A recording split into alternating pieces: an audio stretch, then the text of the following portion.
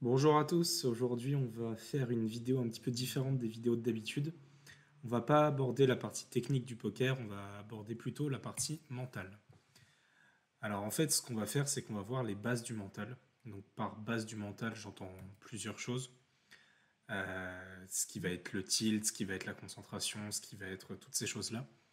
Avant de commencer la vidéo, je tiens quand même à parler des inspirations qui m'ont poussé à développer mon mental pour le poker personnellement et qui m'ont aussi aidé à faire cette vidéo. Évidemment, les deux bouquins, Le mental au poker, si vous les avez pas lus, je vous les conseille fortement. Surtout le premier, si vous êtes un petit peu tilté de temps en temps, si vous aimez pas les fiches, si vous êtes dans ce genre de mindset-là, je vous conseille absolument de lire Le mental au poker. Ça a été un bouquin qui a changé complètement ma vision du poker. Et Le mental au poker numéro 2, ça va être un petit peu plus avancé, on va dire, pour améliorer tout ce qui va être process modèle de pensée, tout ce qui va être concentration, se mettre dans la zone, la préparation, tout ce qui va être méditation pour avoir plus d'endurance, pour améliorer son processus de décision, etc. Donc merci beaucoup à Jared Tendler qui a écrit ces deux bouquins, à Peanuts, le fondateur de Kill Tilt, qui a traduit ces deux bouquins, ce qui m'a évité d'avoir à le lire en anglais, donc c'est plutôt cool. Donc le mental au poker, les bouquins. The Poker Mindset, c'est un truc sympa, c'est comme poker.motivation. Sur Insta, c'est des petits posts de temps en temps de mental au poker, des petites citations inspirantes de joueurs de poker connus, des choses comme ça. Donc allez suivre ces deux derniers trucs, là c'est pas mal, c'est inspirant de temps en temps, il y a des posts intéressants. Alors voilà le plan qu'on va suivre pour, pour les bases du mental au poker. On va commencer par définir en fait ce qu'est un fiche mental et voir si vous êtes un fiche mental. Parce que la plupart d'entre vous, et moi le premier, on a souvent tendance à pas insulter, mais à parler des autres comme étant des fiches sur le plan technique. Et je trouve ça intéressant, c'est un concept de Jared Tendler qui a écrit le mental au poker. Je trouve ça intéressant de se voir nous-mêmes comme un fiche, non pas sur le point de vue technique, parce que, a priori, si vous regardez ces vidéos, c'est que ça commence à aller au moins un minimum pour plus être considéré comme un fiche sur le point de vue technique. Mais par contre, vous pouvez être complètement un fiche mental. Donc c'est intéressant de se voir un petit peu comme un fiche dans un autre domaine que la technique, ça nous fait un peu plus réfléchir. Ensuite, on va voir l'ALM. Je vais expliquer ce que c'est et la chenille, qui sont deux concepts très intéressants qui expliquent comment fonctionne la progression, comment fonctionne l'acquisition de compétences. Et en dernière partie, on va parler de quelques pistes qui peuvent nous permettre d'améliorer notre mental. Tac. Donc, un fiche mental. On va commencer par faire un petit état des lieux pour voir si, toi qui regardes cette vidéo, tu as un fiche mental. Le but, c'est pas de se culpabiliser, le but, c'est de constater en fait ses propres failles. Et l'intérêt de constater ses propres failles, c'est qu'après, on est capable de les améliorer. Donc vraiment, c'est pas oh, t'es un fiche mental, t'es naze, t'es une merde. C'est vraiment, on constate sur quels aspects on est un fiche mental et on améliore ses failles. Par exemple, il y a un truc qui est pas mal vu, enfin, en tout cas quand je suis sur Winamax, je le vois tout le temps. Dès que des gens perdent, ils insultent la variance. Le poker, c'est cheaté, c'est rigged, c'est truqué. Ils insultent les bad beats, ils insultent les joueurs, etc. Mais en fait, la plupart du temps, les pertes, bon, bien sûr, la variance, c'est un concept qui existe, mais sur le très long terme, des pertes très récurrentes, c'est plus dû à une mauvaise stratégie mentale. Quand on considère avoir une bonne technique, ça va être dû à une mauvaise stratégie mentale. Donc, l'intérêt de faire un travail sur le mental, ça va être de pouvoir en fait utiliser tout le travail technique qu'on fait sans être influencé par des événements extérieurs qui nous empêchent en fait de réaliser à 100% le potentiel technique qu'on a. Aujourd'hui, et particulièrement dans les basses et moyennes limites, c'est très très rare les joueurs qui font cet effort sur le mental. Il y a une belle faute, cet effort, bien joué. Bref, c'est une petite proportion de joueurs qui font vraiment l'effort sur le mental, alors qu'en fait ça apporte un edge considérable, parce que quand on va perdre avec Perdas 3 fois de suite par exemple, si notre jeu est complètement altéré, qu'on va commencer à faire n'importe quoi, qu'on va s'énerver, qu'on va mal jouer, en fait on va perdre vraiment énormément beaucoup d'argent, alors que, à l'inverse, quand on va pas être impacté, quand on va être capable de continuer à jouer intelligemment, en fait, tout ce qui va se passer, les bad beats, la variance, etc., ça va pas du tout être un problème et ça va pas du tout être un frein à notre jeu. Donc le but là, ça va être de passer à l'action en analysant un petit peu nos failles mentales. Alors on va faire un état des lieux. Comme je viens de le dire, la concurrence elle se fait de plus en plus rude. Cependant, il y a très très peu de joueurs qui font un travail sur le mental, en tout cas à bas niveau, jusqu'au tournoi à 100 euros par exemple sur Winamax. Le travail sur le mental, il y a peut-être 1% des joueurs qui le fait. Ce qui veut dire que si vous êtes équivalent techniquement à un joueur lambda, mais que vous avez un edge sur le mental large, bah vous allez être bien plus gagnant que lui. Donc en fait, c'est ce genre de petit travail sur lequel on peut appuyer, notamment le mental, qui va permettre de dégager un edge considérable par rapport aux autres joueurs. En effet, si on n'a pas le bon mental, la théorie, ça va servir strictement à rien. Le poker, c'est un jeu de long terme. Si on n'est pas capable de comprendre au fur et à mesure de nos actions que les décisions qu'on prend, elles sont bonnes sur le long terme, et qu'on s'énerve et qu'on se met à faire n'importe quoi puisque les résultats ne payent pas, c'est soit qu'on a mal compris le principe du poker, et il faut peut-être essayer de le bosser plus en profondeur pour le comprendre, soit qu'on a un mental qui est pas bon, et du coup là, ce qui va être intéressant, ça va être de bosser son mental et de continuer à jouer intelligemment. Donc là, je vais citer différents points. Et si tu te retrouves dans au moins un des points suivants, même un tout petit peu, c'est que tu as un gros travail mental à faire. Moi le premier, hein, il y a pas si longtemps que ça, je me retrouvais dans au moins trois quarts des points que je vais aborder. Donc voilà, je vais citer différents points, et si tu te retrouves dans au moins un des points, c'est qu'il y a un boulot sur le mental à faire, et que tu as une immense marge de progression, et c'est plutôt une bonne nouvelle. Alors le premier, c'est tu changes ta stratégie selon un good run ou un bad run. Bon, ça c'est la classique. Quand on good run, on se sent invincible. Quand on bad run, on peut se mettre à faire n'importe quoi. Ça c'est ultra classique du tilt. C'est les gens, oh je suis invincible, ça fait 3 fois de suite que mon bluff passe, je vais bluffer ni tout. Ou c'est les gens qui font que de perdre 5 fois de suite et qui se mettent à dire, bon bah paire de roi c'est une main de merde, je vais pas la 3 bêtes. Ça fait 3 fois que je perds avec paire de roi, je vais même me coucher des absurdités comme ça. Tu ne reconnais jamais qu'un joueur a mieux joué, c'est toujours de la chance. Ça, c'est un concept ultra classique aussi. C'est quand on gagne, c'est grâce à nous, quand on perd, c'est à cause de la chance. C'est jamais, enfin, c'est très rarement que le joueur en face a bien joué, qu'il a fait un bon move, qu'il a réussi à nous zero call, des choses comme ça. Tu tentes de gagner toutes les mains. Bon, ça, vraiment le fiche de base, mais tenter de gagner toutes les mains, c'est vraiment ne rien comprendre au poker. Au poker, on ne peut pas gagner toutes les mains, il y a des spots qu'on doit prendre, il y a des ranges à suivre, il y a des fondamentaux à suivre un minimum, on ne peut pas gagner toutes les mains. Si tu commences à essayer de gagner toutes les mains quand tu es dans un good run ou même quand tu es dans un bad run ou quand ton mental est altéré, ça le fait pas. Tu pries pour appeler une carte. Bon, ça, c'est un truc qu'on voit vachement. Bon, même à niveau pro, ça se voit, donc c'est pas forcément une catastrophe si on le fait de manière intelligente. Prier pour appeler une carte, ça sert strictement à rien. Et le problème aussi quand on commence à faire ça, c'est que on va être impacté si la carte qu'on appelle, pour laquelle on prie, ne tombe pas. En fait, nous, on prend nos décisions, et tout ce qui se passe après, ça va être complètement indépendant de notre volonté. On part all-in avec paire de roi, le vilain nous colle avec paire d'as, on va pas prier pour attraper un roi, on a fait notre move, voilà, après, la suite, ça dépend pas de nous. Tu es frustré lorsqu'un fiche critique ton jeu. Alors ça, moi personnellement, c'était incroyable comme ça m'énervait il y a pas si longtemps que ça, il y a un peu plus d'un an. Quand un fiche qui fait n'importe quoi commence à te reprocher d'avoir 3 bêtes une main, d'avoir call dans une situation ou des choses comme ça m'énervait à un point, c'était incroyable. En fait, bon, quand un fiche critique ton jeu, tu l'écoutes même pas, il dit ce qu'il veut, tu t'en fous, tu te concentres sur ton jeu et il n'y a pas de galère. Tu ressens des émotions négatives quand tu perds avec une belle main. Ouais, ça c'est classique quand tu typiquement perds d'as. Tu vas open, on va de 3 bêtes, ou tu vas 4 bêtes, le mec va call et il va frapper brelan de 7 avec une main pourrie ou des choses comme ça.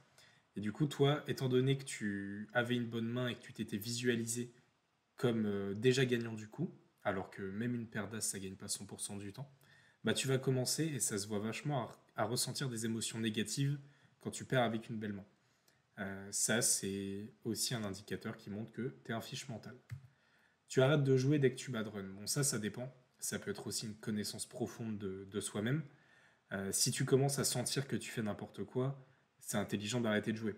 Mais arrêter de jouer sous prétexte que tu bad run et que en ce moment t'as pas de chance ou des choses comme ça, c'est complètement con. Il n'y a pas de en ce moment j'ai pas de chance, c'est chaque coup est indépendant. Et tu peux être en bad run, mais ça sert à rien d'arrêter de jouer, à moins que ton mental soit affecté et que tu commences à faire n'importe quoi. Tu te sens bon parce que tu as lu un livre de poker. Ça, c'est la grande classique. Tu as lu un bouquin, tu as lu le bouquin de Gus Hansen. Super, tu as l'impression d'être un monstre au poker parce que tu as lu un bouquin. Pareil, tu as appris tes reg préflop, ça y est, tu as l'impression d'être un monstre au poker. Non, il y a énormément d'autres aspects, non seulement techniques, mais aussi mentaux du jeu, sur lesquels il faut bosser. Même le plus grand joueur du monde, même Brinkeny, Negreanu, Bonomo, tous ces mecs-là, ils continuent à bosser leur jeu, ils continuent à avoir des failles dans leur jeu. Euh, et voilà, ils considèrent même pas être des monstres au poker alors que c'est les meilleurs du monde. Tu te sens bon parce que tu as vu des vidéos de technique. Ça, c'est la classique. Moi, j'étais le premier dans cette situation. T'as regardé 3 dans la tête d'un pro, t'as compris ce qu'il a dit, ça y est, t'es un monstre. Ça se passe pas comme ça. Le poker, c'est très, très, très, très long pour commencer à vraiment être précis et efficace techniquement, mais aussi mentalement. Donc, ça, c'est typiquement un aspect de fiche mentale. Tu penses être maudit et que la chance, c'est pour les autres. Ça, c'est un truc qu'on voit tout le temps. Sur les rooms Winamax, oui, j'ai vraiment pas de chance, oui, ça arrive toujours en fin de tournoi, oui, mes as ils se font toujours craquer au pire moment par le fiche, des choses comme ça.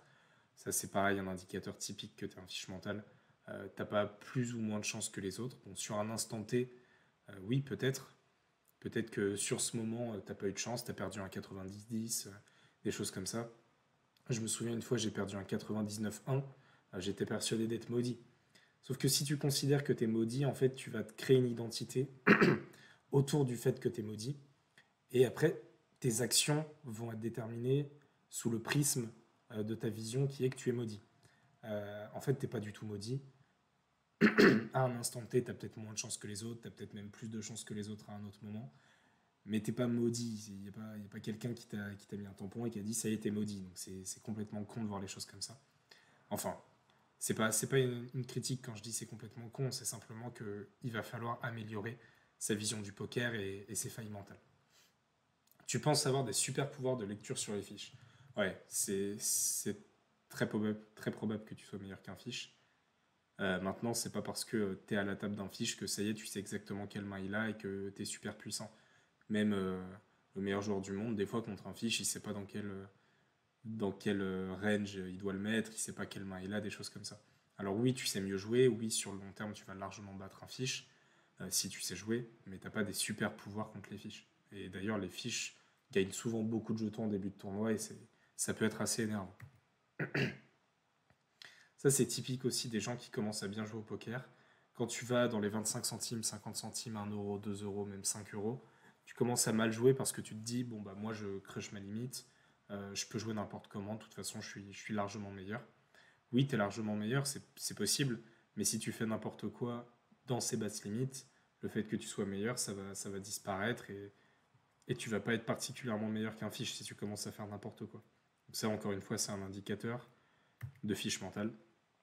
Tu te sens en guerre personnelle avec certains joueurs. Ça, moi, c'était mon gros défaut à l'époque. Quand un joueur te 3 bet 3 fois de suite, ou quand un joueur gagne 2 énormes coups contre toi, ou gagne 2 flips, des choses comme ça, t'as l'impression que c'est une guerre contre ce joueur, et tu vas tout faire pour jouer contre lui et pour reprendre tes jetons. C'est complètement con. Il t'a pris les jetons, voilà. Très bien, il n'y a pas de guerre personnelle. Si ça se trouve, le joueur en plus est meilleur que toi, essaye d'aller chercher l'argent sur un autre joueur à la table. Ça sert à rien de se créer des guerres personnelles avec des joueurs à la table. Tu racontes tes bad beats et t'améliores pas la gestion de ceux-ci. Ça, c'est typique. Je le vois souvent dans les groupes de poker, dans les gens qui parlent poker. Et nous, on le faisait beaucoup avec les potos à l'époque. On passait notre vie à parler de nos bad beats. Oh, regarde, j'avais paire d'as, regarde pas ce qui m'a craqué, de 8 off. Oh, regarde, j'avais une straight comme par hasard. Il y a le carré qui tombe à la river alors que ça part en ligne au flop, des conneries comme ça. On s'en fout. Enfin, le bad beat, il peut avoir lieu, il peut avoir pas lieu. On s'en fout complètement en fait. Ça sert à rien de raconter des bad beats. C'est pas du tout important dans le sens où c'est pas du tout ce que tu maîtrises dans le jeu. Donc raconter des bad beats, c'est vraiment se focus sur des choses que tu peux pas maîtriser et c'est une perte de temps monstrueuse dans ta progression. Tu cries one time, bon, ça rejoint ce qu'on a dit tout à l'heure, on n'appelle pas les cartes. Ce qu'on a fait, enfin, ce qu'on a fait, c'est fait. Et après, les cartes qui tombent, c'est pas à nous de décider et c'est pas nous qui pouvons influencer ça. Donc ça sert à rien de se concentrer là-dessus. On va se concentrer seulement sur ce qu'on peut maîtriser et les cartes qui tombent ou les choses comme ça, c'est quelque chose qu'on peut pas du tout maîtriser. Donc ça sert à rien de crier one time, d'appeler des cartes, des choses comme ça. Tu te sens dépassé à force de perdre contre des fiches. Ça, c'est un truc classique. Tu vois des horreurs absolues. Le fiche qui t'open chauve, 2-7 off, toi tu colles avec paire d'as, il te craque les as, des choses comme ça arrive tout le temps. Ça arrive vraiment tout le temps. Et tu te sens complètement dépassé à force de perdre contre les fiches. Ça, c'est aussi un indicateur que tu as un fiche mental. Perdre contre les fiches, c'est normal de temps en temps, même régulièrement. Ce qu'il faut comprendre, c'est que sur le long terme, si tu as une bonne stratégie, tu es meilleur que les fiches. Un point, c'est tout. Ça sert à rien de t'énerver, ça sert à rien d'en avoir marre de perdre contre les fiches. Il faut quand même savoir que c'est eux qui rapportent 95% de ton argent. Donc oui, tu t'énerves à un instant T où tu perds contre un fiche, mais c'est débile. Tu devrais même le remercier d'open shove de set off. Toi, ça te permet, ok, là t'as perdu avec paire d'as, mais la plupart du temps tu vas gagner, aller loin dans un tournoi, des choses comme ça. Alors, quelques pistes pour améliorer ces failles mentales. Quand tu constates un play que tu trouves absolument atroce, bon, à moins que ce soit vraiment un maxi fiche qui fasse all-in avec n'importe quoi et qu'il n'y a rien à voir, essaye de réfléchir à ce qui a amené le joueur à faire ce play. En fait, par exemple, quand on voit un joueur, je ne sais pas, il va limper roi de off UTG, essaye de comprendre un petit peu pourquoi il joue comme ça et qu'est-ce que c'est que son modèle de pensée qui le fait jouer comme ça. Lui, dans sa tête, par exemple, dans ce cas-là, il voit une tête, c'est un fiche, il connaît pas bien le poker, il pense qu'une tête c'est fort. Donc une main comme roi de off, même peut-être dame de off, même roi K3, 5 off, des mains comme ça, c'est trop fort pour lui. Donc, au lieu de l'insulter de fiche et de te dire que t'as trop pas de chance, essaye de comprendre un petit peu ce genre de dynamique. Pourquoi est-ce que il pense que sa main elle est forte et toi profites-en pour exploiter cette faille chez lui et gagner de l'argent. Typiquement, il y a 9 et 10, il a valet dame, tu fais un overbet de l'espace à la turn, il va te suivre. Pourquoi est-ce qu'il va te suivre? Il va rentrer et toi tu te dis mais putain il aurait toujours dû se coucher à la turn. Oui, sauf que lui il fait pas ce calcul de cote, il fait pas ce calcul d'équité, il fait pas tout ça. Par exemple dans sa tête il va se dire je joue la suite, je paye tout quoi. Donc essaye un petit peu de réfléchir à ce modèle de pensée et ça va te permettre de t'adapter à la manière dont jouent les fiches et de jouer différemment et beaucoup plus exploitant sur eux. Si tu sais par exemple qu'il va te call any2 avec un tirage suite à la turn et que tu sais qu'il a un tirage suite, mais super cher. Peut-être qu'il va toucher sa suite à la rivière, mais 80% du temps il va pas la toucher et tu feras beaucoup plus d'argent. Donc toi tu vas pouvoir, en comprenant un petit peu comment il fonctionne, exploiter ses failles. Par exemple, il a top pair, il pense que c'est super cool. Bah toi, quand tu as double pair, overbet fort pour lui faire call une top pair parce que tu peux faire beaucoup plus d'argent. Même si le sizing est pas bon théoriquement, contre le fiche, tu peux jouer beaucoup plus exploitant et gagner beaucoup plus d'argent. Là, c'est un exemple. Bon, ça, il y a deux écoles. Mais typiquement, quand on a As-Roi off et qu'il y a un fiche qui va faire all-in avec n'importe quelle main tout le temps, ça sert à rien de prendre un spot high variance, même avec As-Roi off. Jouer ses 100 blindes, bon, sauf si c'est un tournoi KO, etc. Il y a d'autres aspects à prendre en jeu. Mais la plupart du temps, pourquoi est-ce que tu vas te fatiguer à jouer un 60-40 contre un fiche contre qui tu as post-flop 80% de chance de gagner? Enfin, si tu as un edge monstrueux, va pas te réduire à jouer des spots ultra high variance contre un fiche avec une main ultra forte. Faut pas hésiter à se coucher et à attendre des spots où tu vas pouvoir l'attraper et jouer plus tranquillement. As-Roi off, pré-flop, c'est à 60% d'équité contre 4 et 5 suités, et tu vas être énervé, machin. Attends des meilleurs spots et exploite vraiment les fiches. Contre un excellent joueur, As-Roi off, sans blinde, bon, je peux comprendre que tu ailles. Contre un mauvais joueur à qui tu peux attraper beaucoup plus d'argent dans d'autres spots, ça sert à rien d'y aller. Donc il faut l'exploiter post-flop et réduire l'impact de la variance. Parce que ça, c'est typiquement, encore une fois, quand on va dire ouais, je me suis pris un bad beat, j'ai As-Roi off, il a 5-6 suité, il a gagné. Pour 100 blindes, oui, d'accord, c'est un bad beat. Maintenant, est-ce que vraiment tu avais raison de call le all-in avec As-Roi off? Là, en fait, ce que tu choisis de faire, c'est de jouer un jeu à très grande variance et derrière, tu t'énerves parce qu'il y a de la variance. C'est débile. Il faut, si tu acceptes que tu prennes des spots très high variance, bah, t'énerves pas quand il y a de la variance et que tu perds, parce que tu vas perdre 40% du temps minimum. Donc, réduis l'impact de la variance et tu verras que tes gains vont être largement augmentés. Si un fiche fait n'importe quoi tout le temps, attends-le, attrape-le, comme quand tu pêches. Tu mets ta canne, t'attends, et dès que tu as un super spot où tu es gagnant au moins 85% du temps, parce qu'il y a des spots ultra EV+, contre les fiches, où tu es gagnant 85, voire 90, voire même 100% du temps, bah attends ce spot et attrape-le. L'ALM. Bon, là, on a fait un petit peu l'état des lieux des différentes failles mentales qui pouvaient exister. La plupart du temps, c'est lié aux fiches, c'est lié à nous-mêmes, c'est lié à notre vision du jeu, la compréhension de la variance ou non, etc. Là, ce qui va être intéressant, et c'est un des aspects du mental hyper important, c'est comment fonctionne le processus de progression. L'ALM, en anglais Adult Learned Model, ou modèle d'apprentissage adulte, c'est un processus en 4 étapes. Quand on apprend une compétence, quelle qu'elle soit, le processus d'apprentissage, il est prévisible, il a un début, il a une fin, et il peut se splitter en 4 étapes. La première étape, c'est le niveau d'incompétence inconsciente. Je vais rentrer dans les détails juste après. Le niveau 2, c'est l'incompétence consciente. Le niveau 3, c'est la compétence consciente. Et le niveau 4, c'est la compétence inconsciente. Alors, le niveau 1, l'incompétence inconsciente, c'est comme son nom l'indique, c'est tu sais même pas ce que tu sais pas. Par exemple, au poker, il y a certains aspects de ton jeu qui sont pas bons et tu le sais même pas. Tu as l'habitude je sais pas, qu'est-ce qui est pas bon, qui est assez évident. Bah, il y a eu TG Copen, t'as Dame Valet Off, tu colles en small blind. Ça, tu sais même pas que c'est pas bon, toi, dans ta tête, t'as Dame Valet Off, voilà, c'est bien. Typiquement, ça, c'est quelque chose au niveau d'incompétence inconsciente, tu sais même pas ce que tu sais pas. Au fur et à mesure de l'apprentissage du poker, tu découvres des failles que tu connaissais même pas.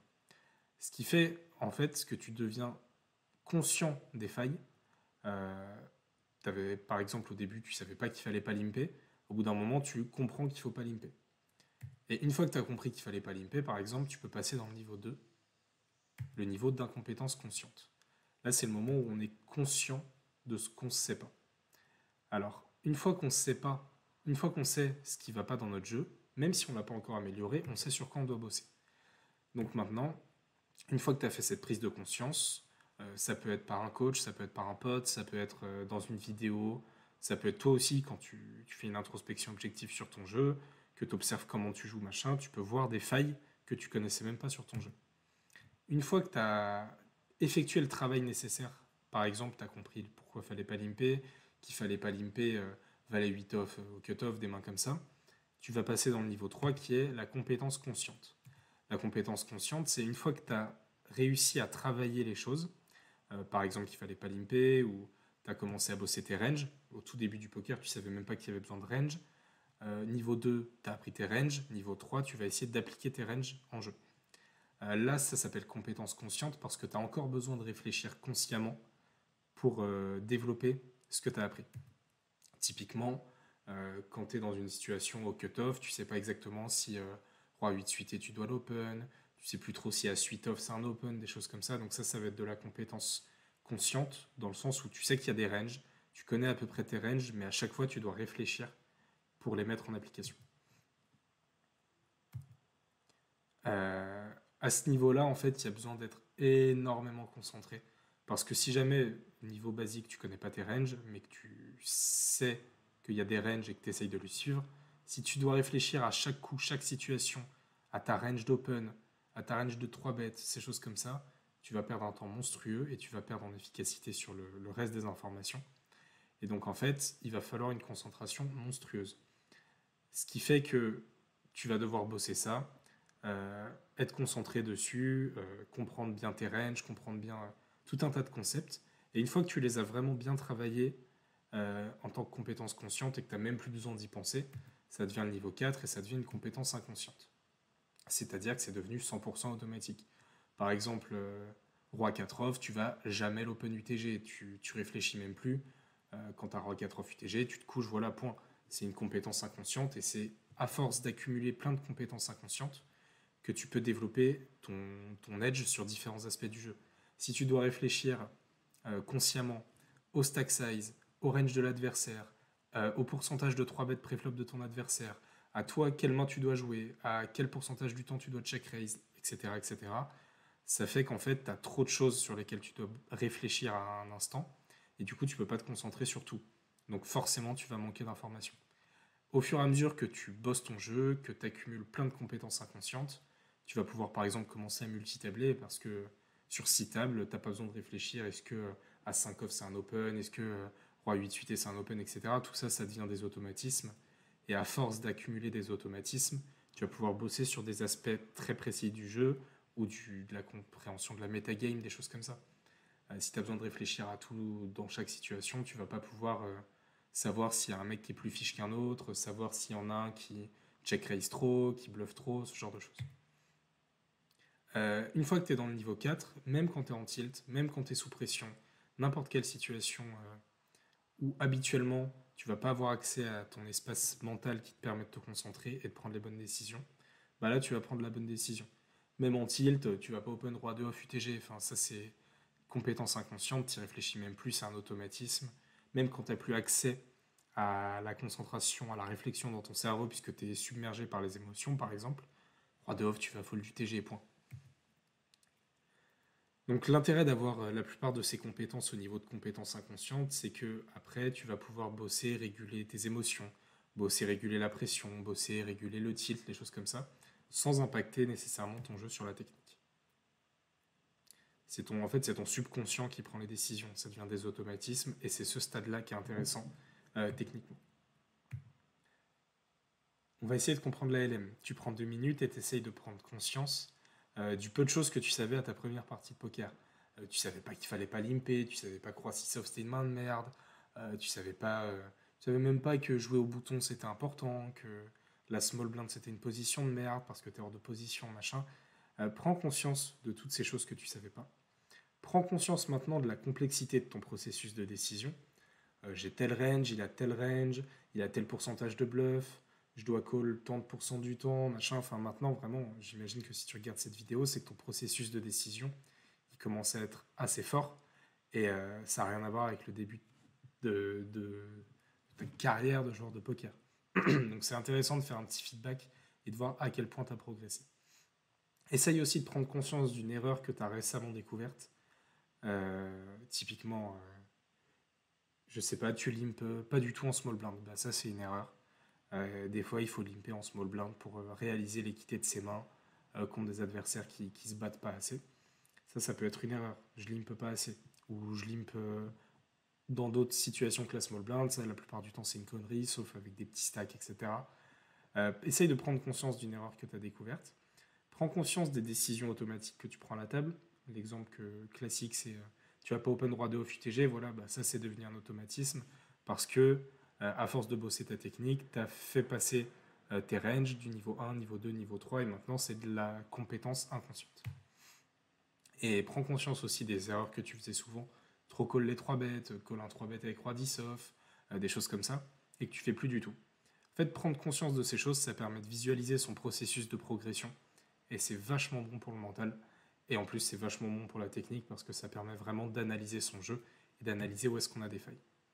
Maintenant, on va voir un petit peu le concept de la chenille. Alors, le principe de la chenille, ça va nous expliquer comment est-ce qu'on peut travailler la progression. Ça permet de comprendre d'une part le processus de progression et d'autre part, ça va nous permettre de l'améliorer. On va prendre nos 1000 dernières mains et on va essayer de noter la qualité de notre jeu sur ces mains-là. Il y a des mains qu'on va avoir jouées de manière parfaite, il y a des mains qu'on va avoir jouées de manière moyenne, il y a des mains qu'on va avoir jouées de manière désastreuse, etc. En fait, on va les noter A, B ou C et on va obtenir une courbe. Cette courbe, c'est une espèce de cloche avec sur la partie A game nos tops, comment est-ce qu'on a joué le mieux. Sur la partie C game, les mains sur lesquelles on a mal joué. Et au milieu, c'est les mains un petit peu moyennes sur lesquelles on n'est pas trop convaincu de notre play. En fait, on va avoir un top niveau de jeu à une petite fréquence, un pire niveau de jeu à une fréquence plus faible, et un jeu moyen à une fréquence assez élevée. À un instant donné, donc, notre courbe de qualité de jeu elle va ressembler à ça. Pour progresser, ce qu'il va falloir faire, c'est copier-coller le mouvement de la chenille. Comment est-ce qu'une chenille, ça avance? Ça remonte l'arrière de son corps, en se resserrant vers l'avant, et progressivement, ça va atteindre une cloche. Une fois que ça a atteint sa cloche, ça va étirer l'avant de son corps, et ça va avancer. En fait, c'est plat, ça remonte son cul, ça déplace la cloche, ça remonte l'avant de son corps, et ça se pose et ça avance comme ça. Nous, dans notre courbe de qualité de jeu, il va falloir faire la même chose. Donc pour remonter l'arrière, ce qui veut dire qu'en fait notre pire jeu va falloir le faire avancer vers notre meilleur jeu. Donc il va falloir améliorer nos failles. Donc on va progresser sur notre pire aspect de jeu, sur notre tilt, sur les mauvais calls qu'on fait la plupart du temps, sur notre tendance à trop bluffer, etc. Donc améliorer notre mauvais côté du jeu. On va ensuite travailler sur des nouveaux concepts pour améliorer notre meilleur jeu. Peut-être que notre meilleur jeu à un instant T, ça va être un jeu bon, mais qui est quand même largement améliorable. L'intérêt, ça va être d'améliorer à la fois ses failles et à la fois ses forces, ce qui va faire qu'on va déplacer notre range de jeu, A, B et C game, tac, comme ça. Donc en fait, même notre pire jeu va être moins mauvais qu'avant et même va se rapprocher de notre ancien meilleur jeu. Et on va se déplacer comme ça jusqu'à atteindre un niveau où vraiment on a un très bon jeu, et même quand on est au plus bas dans le C-game, on a quand même un jeu qui est très honnête. Et on réitère. Donc on améliore nos faiblesses, on améliore nos forces, et on déplace tout ça. On peut améliorer nos forces autant qu'on veut, bosser le concept de 4 bêtes chauves en bluff dans un pot 3-way avec de l'ICM, enfin des trucs ultra techniques. Si on continue d'open roi 2 off UTG, bon, c'est ciao. Faut évidemment améliorer nos faiblesses avant d'essayer d'améliorer nos failles, avant d'essayer d'améliorer notre meilleur jeu. On peut emmagasiner un maximum de connaissances sur des choses techniques du poker. Si on n'améliore pas les moments où on fait n'importe quoi, on va être bloqué à un moment donné. En résumé, donc la progression, ça se fait des deux côtés. Il faut améliorer ses forces et améliorer ses faiblesses. Et il faut bien comprendre que jouer à son meilleur niveau, c'est un processus en mouvement. C'est-à-dire que à un instant, vous allez estimer que vous jouez à votre meilleur niveau, en fonction de votre range actuel de jeu, en fonction de ce que vous savez, en fonction des compétences que vous avez, de la vision que vous avez du jeu, etc. Ce processus de qualité de jeu, enfin ce fait de jouer à son meilleur niveau, c'est un processus en mouvement. Parce que petit à petit, votre meilleur jeu va être de mieux en mieux, va être bien meilleur qu'il y a un an, par exemple. Il y a un an, je faisais un tournoi, j'estimais être super content de ce que je faisais. Aujourd'hui, quand je regarde ce que je faisais, je me dis non, c'était pas bon, c'était pas suffisamment bon. Mais pour mon range à l'époque de jeu, c'était très bon. Et aujourd'hui, j'ai des failles. Peut-être que dans un an, ces failles-là, je me dis, ah, putain, mais c'est les pires failles possibles. Aujourd'hui, je les fais plus jamais. Et mon meilleur jeu actuel, il a sans doute rien à voir à mon meilleur jeu futur. C'est important de comprendre que ce processus, il est en mouvement et que l'important, c'est d'améliorer et ses forces et ses faiblesses. Pour pouvoir améliorer ses forces, il faut, c'est-à-dire son A-game, le moment où on joue bien, il faut commencer par éliminer les grosses erreurs techniques, parce qu'on ne va pas pouvoir équilibrer un spot de 3 bêtes light dans un 3-way, des choses comme ça, si on n'est pas passé par une phase où on améliorait aussi nos failles. Et ça, c'est aussi mental. C'est extrêmement important de comprendre que l'amélioration de son jeu, ça passe par le mental. Parce que quand on arrête par exemple de tilter, on va libérer un espace considérable pour pouvoir réfléchir à des nouvelles choses. On va pouvoir libérer un espace monstrueux pour réfléchir à comment exploiter un fiche, plutôt que de se prendre de la tête mentalement sur le fait qu'on va se faire craquer les as, sur le fait que oh là là c'est un fiche, il va encore m'attraper avec double paire quand je suis dans le top de mon range ou des choses comme ça. Si vous arrivez à bosser votre mental et votre technique, vous allez pouvoir avoir un range de progression, enfin une marge de progression monstrueuse, et vous allez pouvoir vraiment crush largement les limites dans lesquelles vous jouez. Alors, l'intérêt de la chenille, c'est de comprendre comment devenir efficace dans son approche de la progression. C'est de comprendre qu'on peut progresser en continu en évitant des erreurs fréquentes. Donc on va relever le bas du cul de la chenille et faire avancer le haut, l'avant de la chenille. On va pouvoir comprendre qu'il faut éviter de se battre contre une réalité qu'on ne peut pas changer. Bon, quand on joue un 70-30, et ben, en moyenne, 30% du temps, on va perdre. Voilà. Ça sert à rien d'essayer de se battre, ça sert à rien de prier, ça sert à rien d'être énervé. Tout ce qu'on fait, c'est perdre du temps et perdre de la qualité de jeu. C'est important aussi de comprendre, ça c'est pas la chenille, c'est la LM, mais où est-ce qu'une compétence est dans son processus d'apprentissage? Est-ce que c'est au niveau 1? Est-ce que c'est au niveau 2? Est-ce que c'est au niveau 3, niveau 4? Si on estime que c'est au niveau 3, il faut encore beaucoup la bosser, quitte à faire moins de tables à un moment donné, bosser un concept, le travailler, le travailler, le travailler, jusqu'à ce que ça devienne une compétence inconsciente. Dans un processus de progression, il faut comprendre qu'il y a toujours des hauts et des bas. Si on apprend par exemple à bluffer, au début on ne bluffe pas du tout. Typiquement, moi je conseille, quand je joue avec des nouveaux joueurs de poker, je leur dis de base, bluffe jamais, pour commencer. Après, tu vas commencer à te mettre à bluffer, à comprendre un petit peu ce que tu fais. Tu vas te casser la gueule, tu vas bluffer dans des spots où il ne faut pas bluffer. Petit à petit, tu vas améliorer ton processus de réflexion sur est-ce qu'il faut bluffer ou pas. Et petit à petit, à force de travailler un truc, de passer par des hauts et des bas où ton bluff va passer, 3 bluffs de suite vont pas passer, des choses comme ça.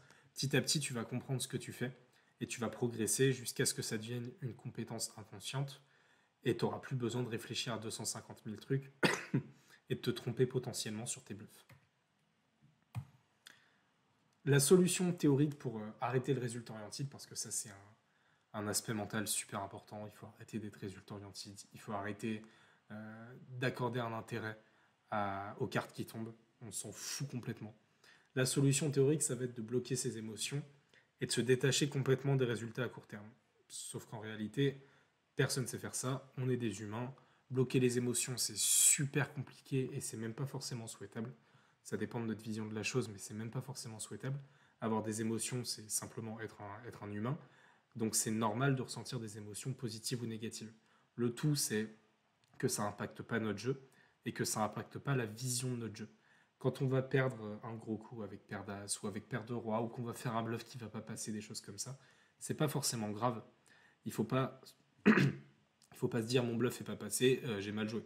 Il faut réussir à concentrer sa vision, non pas sur les gains, non pas sur le résultat, mais sur la qualité de son jeu et la qualité de sa gestion d'émotions. Quand on va faire un bluff qui passe pas, il faut pas forcément se dire oh putain, mon bluff est pas passé, je suis naze. Non. À la limite, tu peux te dire j'aurais pas dû bluffer dans cette situation, j'ai mal pris en compte les éléments à ma disposition, je vais pouvoir améliorer mon jeu. Ça, c'est ok. Tu peux simplement concentrer en fait ce que tu considères comme un résultat, non pas sur le résultat, mais sur comment tu as joué. Tu peux avoir joué parfaitement, être super content et pourtant être éliminé à la bulle, tu vois. Tu peux avoir fait exactement le move qu'il fallait, être super content de la qualité de ton jeu, de ta gestion des émotions, etc. Et avoir quand même perdu. Ce qui va être intéressant, ça va être de concentrer sa vision court terme, non pas sur les résultats, parce qu'au poker c'est impossible, mais sur la qualité de son jeu. Il va falloir être capable de se dire j'ai perdu, mais je suis trop content de mon jeu. J'ai perdu, mais j'aurais dû faire ci, mais j'aurais dû faire ça. C'est ça qui est important. C'est pas le résultat on s'en fout complètement sur le court terme.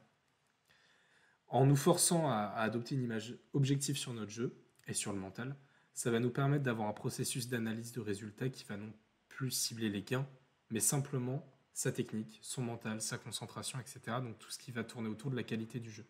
Et c'est ça qui va être intéressant, non pas le résultat court terme, mais vraiment focus sa vision sur la qualité de son jeu. Et petit à petit, les émotions vont se réorganiser sur tout ça. Elles vont arrêter de s'énerver parce que tu perds avec paire d'as dans un coup où tu dois évidemment faire ce que tu as fait avec paire d'as. Et tu vas avoir des émotions qui vont plus se concentrer sur ce sur quoi tu peux avoir un feedback direct. La qualité de ton jeu, comment tu as joué techniquement la main, comment tu as bien pris en compte les informations, les choses comme ça. Et tu vas complètement, à force de réorganiser ta vision sur cet ensemble de résultats maîtrisables, tu vas complètement changer ton mental et complètement commencer à crush et à pouvoir vraiment progresser au poker. Quelques pistes, alors là on a abordé le tilt, on a abordé un petit peu la concentration, on a un petit peu abordé le processus, surtout beaucoup abordé le processus de progression qui est ultra central dans le mental, c'est comprendre comment est-ce qu'on progresse, comprendre sur quoi il faut fixer son attention et comprendre pourquoi est-ce que c'est débile de se focus sur le résultat court terme. Il y a énormément de points qui nous permettront d'améliorer notre mental. Tout ce qui va être améliorer la stratégie, le tilt, la peur, la motivation, c'est super important aussi, la confiance, le concept de zone, le concept de concentration, comment se fixer des objectifs, quels objectifs, comment se démerder pour les réaliser, l'autodiscipline, comment se mettre dans les bonnes conditions pour grinder, la méditation, les facteurs de succès, les KPI, la routine, l'hygiène de vie, les choses comme ça. En fait, il y a énormément de points sur lesquels on peut bosser pour améliorer notre mental. Il n'y a pas du tout que la technique au poker. Et le fait d'être capable d'améliorer tous ces points, ça va nous donner un avantage monstrueux aux tables qui va nous permettre de vraiment progresser et vraiment devenir bien meilleur que les autres joueurs. On va aborder énormément de ces points. Je ferai un truc sur la méditation, c'est sûr, sur les objectifs, sur tout ce qui est la zone, des choses comme ça. Parce que c'est vraiment des concepts ultra clés dans le poker. Et je pense que c'est super important de bien les comprendre. Voilà, donc comprenez bien que tout va changer avec un travail mental et que la technique n'est strictement rien sans le mental. Voilà, merci beaucoup de m'avoir suivi. À très bientôt.